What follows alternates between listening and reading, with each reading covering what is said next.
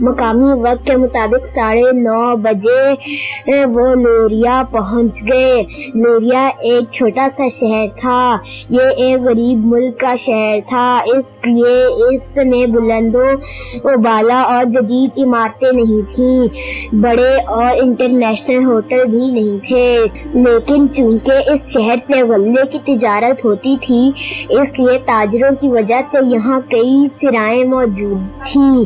شہر پہنچتے ہی وہ عبداللہ اور اس کے ساتھیوں سے الگ ہو گئے۔ عمران صاحب، اس شہر کو دیکھ کر تو ایسے لگ رہا ہے جیسے ہم کسی پرانے زمانے کے شہر میں پہنچ گئے ہوں۔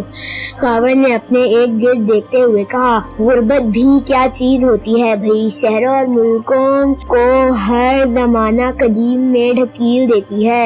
عمران نے کہا۔ اس کے بعد ہی وہ ایک سرائے میں داخل ہو گئے۔ سرائے میں درختوں کے نیچے بڑی بڑی چارپائیاں بچھی ہوئی تھیں۔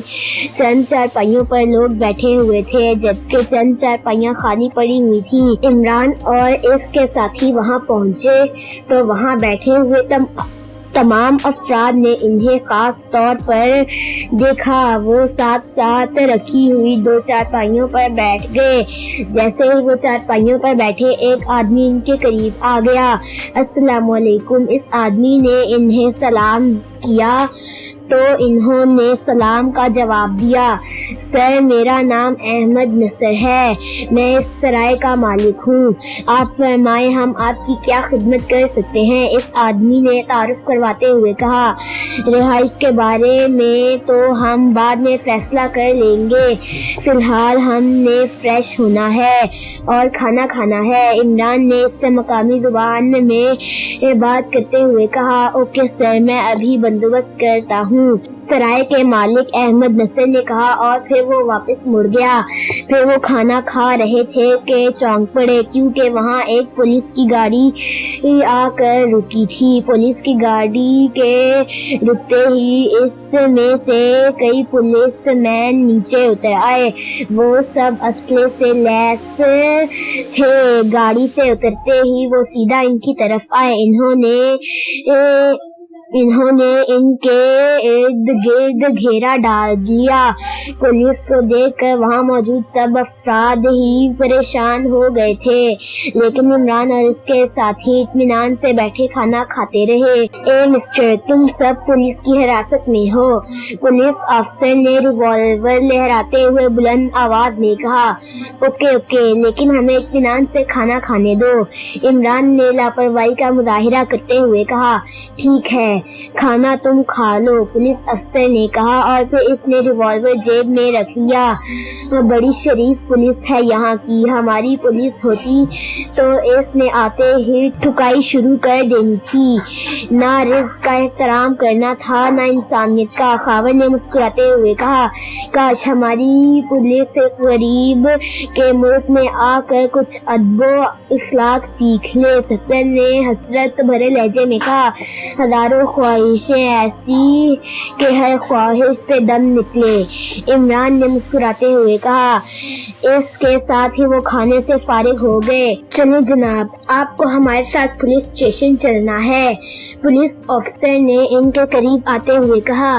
لیکن ہمارا قصور کیا ہے جناب؟ عمران نے پولیس افسر سے پوچھا۔ اس علاقے کا قانون ہے کہ جو بھی غیر ملکی اس شہر میں آئے گا وہ پہلے پولیس اسٹیشن میں اطلاع دے گا، لیکن آپ لوگوں نے پولیس اسٹیشن میں اطلاع نہیں دی، اس لیے آپ کو پولیس اسٹیشن لے جا کر آپ سے پوچھ گچھ ہوگی، آپ کے پاسپورٹ اور ویزے چیک ہوں گے، اور پھر ہیڈ کوارٹر سے آپ کے بارے میں ہدایات لی جائیں گی۔ ان ہدایات کی روشنی میں آپ کے متعلق کوئی کارروائی عمل میں لائی جائے گی۔ سمجھ گئے ہیں آپ میری بات؟ پولیس آفیسر نے کہا۔ بالکل سمجھ گئے ہیں جناب ہم آپ کی بات، چلے۔ عمران نے چارپائی سے نیچے اترتے ہوئے کہا۔ جناب میرا بل تو دیتے جائیں، احمد نصر نے عمران کے قریب آتے ہوئے کہا۔ کتنا بل ہے جناب آپ کا؟ عمران نے اس سے پوچھا تو احمد نصر نے بل بتایا۔ عمران کے پاس مقامی کرنسی نہیں تھی، البتہ ان سب کی جیب میں ڈالر موجود تھے۔ عمران نے $10 کا نوٹ نکال کر احمد نصر کی तरफ बढ़ा दिया।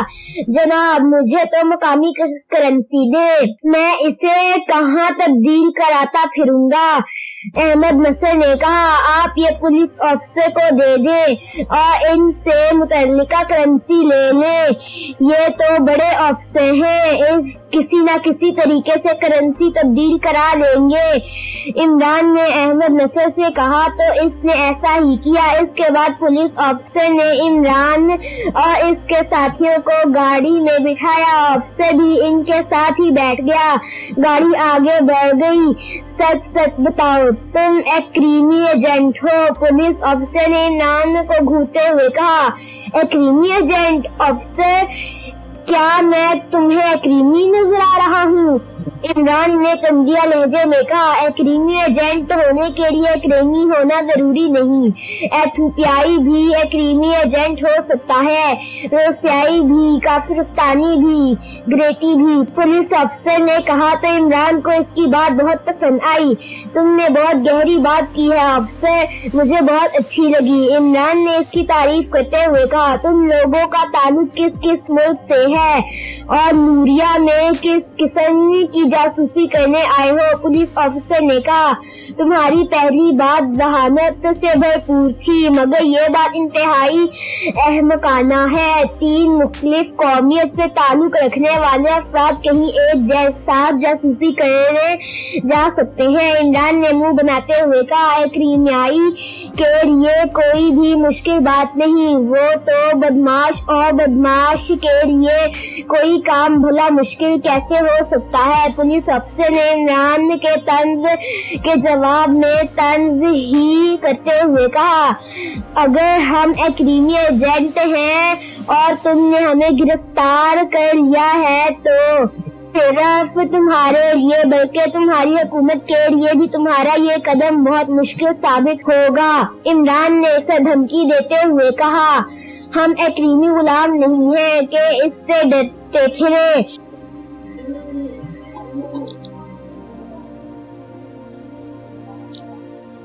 हम भूखे मर जाते हैं लेकिन किसी की गुलामी कबूल नहीं करते। पुलिस ऑफिसर ने बदस्तूर तंजिया लहजे में कहा, हमारे बारे में तुम्हें किसने इत्तला दी है?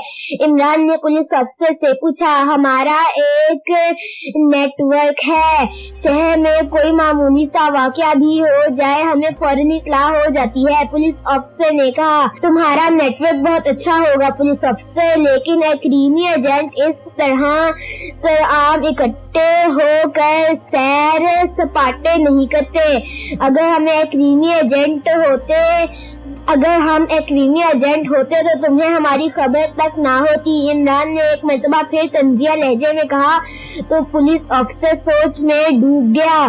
तुम ठीक कह रहे हो। ओके, तुम खुद बताओ कि तुम कौन हो? पुलिस ऑफिसर ने सोचते हुए कहा, ये मिस लियाना है, इसका ताल्लुक स्विट्जरलैंड से है।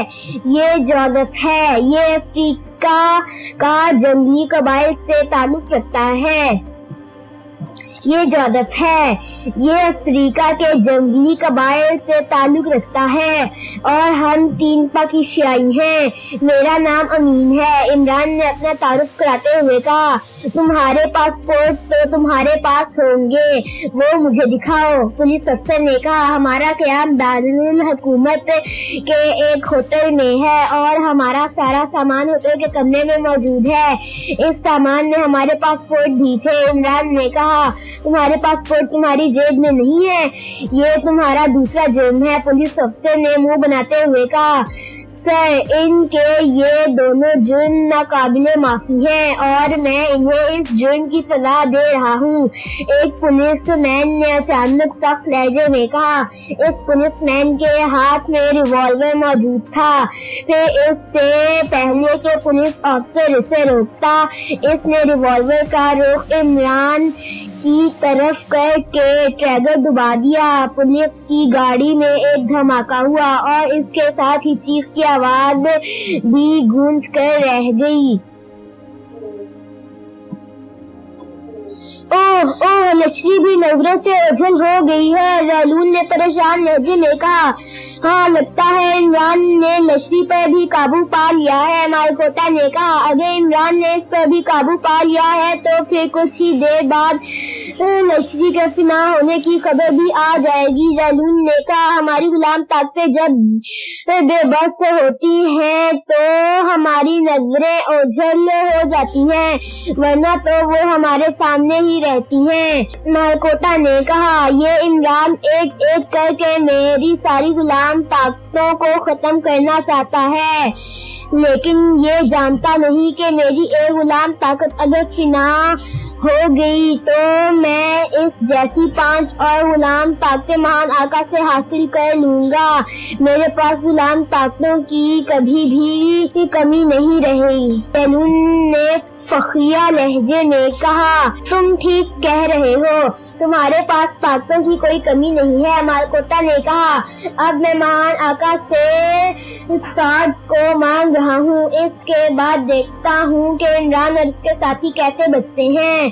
जैलून ने कहा, सार्ड्स? ओह, वाकई अगर सार्ड्स तुम्हें मिल जाए तो फिर यकीनी तौर पर इमरान और इसके साथी हलाक हो जाएंगे। सार्ड्स का ख्याल तो हमें पहले ही आ जाना चाहिए था, लेकिन जैलून इस सार्ड्स के बहुत ही खास भेंट देनी पड़ी है। तुम इसे क्या भेंट दोगे? मालकोटा ने कहा, भेंट का इंतजाम भी मैं कर ही लूंगा, पहले इसे तलब तो कर लूं। जैलून ने मुस्कुराते हुए कहा। इसके बाद इसने बेड से नीचे उतरकर शराब की बोतल निकाली और इसका ढक्कन खोलकर शैतान के बुत के करीब आ गया। इसने पूरी बोतल शैतान के बुत के सर पर उंडेल दी। इसके बाद इसने खाली बोतल एक तरफ फेंक दी और खुद शैतान के बुत के कदमों में बैठ गया। इसने आंखें बंद कर ली और मुंह में कुछ पढ़ने लगा। तकरीबन 5 मिनट बाद इसने आंखें खोली और मालकोटा की तरफ देखा जो इसके बेड पर बैठा शराब पी रहा था। जैलून अपनी जगह से उठकर इसके करीब आ गया। क्या हुआ, तुमने सार्ड्स को बुलाया नहीं? मालकोटा ने हैरान होकर जैलून से पूछा। जैलून ने इसकी बात का कोई जवाब ना दिया। इसका हाथ बिजली की सी तेजी से हरकत में आया और इसका जोर मालकोटा के सर के पिछले हिस्से पर पड़ा और वो वहीं बेड पर गिर गया। मालकोटा के गिरते ही इसने तेजी से उठने की कोशिश की, लेकिन वो उठ ना सका। मैंने तुझ पर तबशाई वार किया है, अब तू मेरी मर्जी के बगैर नहीं उठ सकता। तेरा जहन बिल्कुल खाली हो गया है, तुझे कोई मंत्र याद नहीं रहा और तू अपनी मदद के लिए भी किसी को नहीं बुला सकता। जैलून ने मुस्कुराते हुए कहा, लेकिन क्यों, तूने ऐसा क्यों किया है? मालकोटा ने गुस्से से कहा, बताऊंगा, लेकिन पहले मैं सार्ड्स को तलब कर लूं। जैलून ने कहा और इसके बाद वो दोबारा शैतान के बुत के सामने आकर बैठ गया और इसने आंखें बंद कर ली। मालकोटा इसे आवाजें देने लगा, लेकिन इसने आवाजों की परवाह न की तो मालकोटा को भी खामोश होना पड़ा। तकरीबन 20 मिनट तक वो आंखें बंद किए बैठा रहा। 20 मिनट बाद धप धप की जोरदार आवाजें सुनाई देने लगी। इन आवाजों को सुनकर जैलून ने आंखें खोल दी और दरवाजे की तरफ देखने लगा। मैं जान गया हूँ, तू मुझे भेंट चढ़ाना चाहता है, लेकिन तेरे हक में बेहतर नहीं होगा। तेरा ये अमल महान आका को पसंद नहीं आएगा और वो तुझसे सख्त नाराज हो जाएगा। मालकोटा ने चीखते हुए कहा। अब भी जैलून ने इसकी तरफ ध्यान ना दिया और बदस्तूर दरवाजे की तरफ देखता रहा। अचानक दरवाजे में एक भुमसे का सर नमूदार हुआ। इसका सर बड़ा और नोकदार था, आंखें अंडे की तरह सफेद थीं। इसकी जिसामत इंतहाई बड़ी थी और वो کہ وہ اندر داخل نہیں ہو پا رہا تھا۔ پھر اس نے اپنے جسم کو ایک جھٹکا دیا تو دروازہ ٹوٹ گیا اور وہ ڈکراتا ہوا کمرے میں آ گیا۔ جیسے ہی وہ کمرے میں آیا اس کے پیچھے دروازہ خود بخود ٹھیک ہو گیا۔ ریلون نے اسے غور سے دیکھا۔ اس کی جسامت بڑے ہاتھی سے بھی بڑھ کر تھی، البتہ اس کی ٹانگیں چھوٹی تھیں۔ اتنے بڑے جسم پر اتنی چھوٹی ٹانگیں بڑی عجیب محسوس ہو رہی تھیں۔ اس کی آنکھوں میں انتہائی وحشت نظر آ رہی تھی، جیسے وہ پاگل بھینسا ہو۔ سارڈس، انسانی روپ میں آ جا، ریلون نے ترکمانہ لہجے میں کہا تو اگلے ہی لمحے وہ ہاتھی جیسا بھینسا غائب ہو گیا اور اس کی جگہ انتہائی کالا اور بھیانک شکل کا ایک انسان ظاہر ہوا۔ اس کی جسامت بہت زیادہ پھیلی ہوئی تھی۔ وہ جانور سے انسان کا روپ میں آیا تھا تو اس کے اعضاء تبدیل ہو گئے تھے، لیکن آنکھوں میں کوئی تبدیلی نہیں ہوئی تھی۔ آنکھیں وہی تھی، سفید انڈے جیسی۔ سارڈس، تمہاری خدمت میں حاضر ہے آقا، سارڈس نے کہا۔ بولتے وقت اس کے نتنے پھول گئے تھے۔ تجھے کچھ دن میرے پاس رہ کر میرے احکامات ماننے ہیں، ریلون نے کہا۔ مجھے مہان آقا نے یہ ہدایت کر دی ہے، اب تم مجھے بھینٹ دو تاکہ میں تمہاری غلامی میں آ جاؤں، اور یاد رکھنا بھینٹ بہت ہی خاص ہونی چاہیے، جس طرح میں خاص ہوں۔ سارڈس نے کہا، میں تجھے خاص بھینٹ ہی دوں گا، ریلون نے کہا۔ پھر اس نے مسکراتی ہوئی نظروں سے مالکوٹا کی طرف دیکھا جو انتہائی پریشان اور خوفزدہ دکھائی دے رہا تھا۔